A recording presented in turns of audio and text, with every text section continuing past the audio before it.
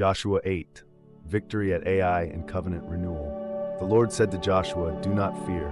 Take all the people of war. See, I have given into your hand the king of Ai, his people, his city, and his land. Treat Ai as Jericho, but take its spoil and cattle for yourselves. Set an ambush behind the city."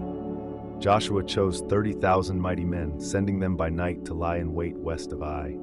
He commanded, "You shall rise suddenly when I draw them out.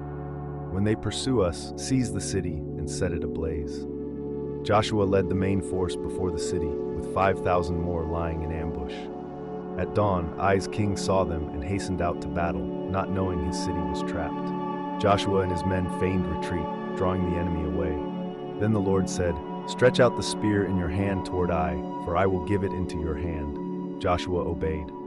The ambushers rose swiftly, entered the city, and set it on fire. Ai's warriors turned to see smoke rising to the sky. Their hearts melted as Israel turned back to strike them down.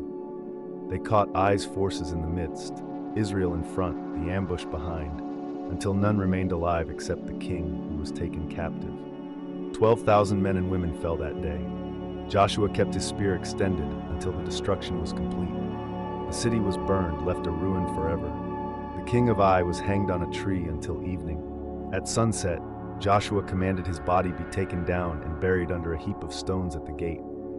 Then Joshua built an altar to the Lord on Mount Ebal, as Moses had commanded, of uncut stones with no tool upon them. Burnt offerings and peace offerings were made there.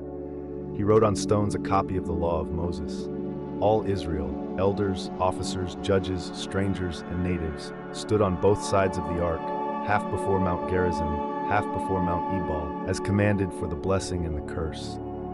Joshua read all the words of the law, every command, blessing, and curse. Nothing was omitted from what Moses had commanded.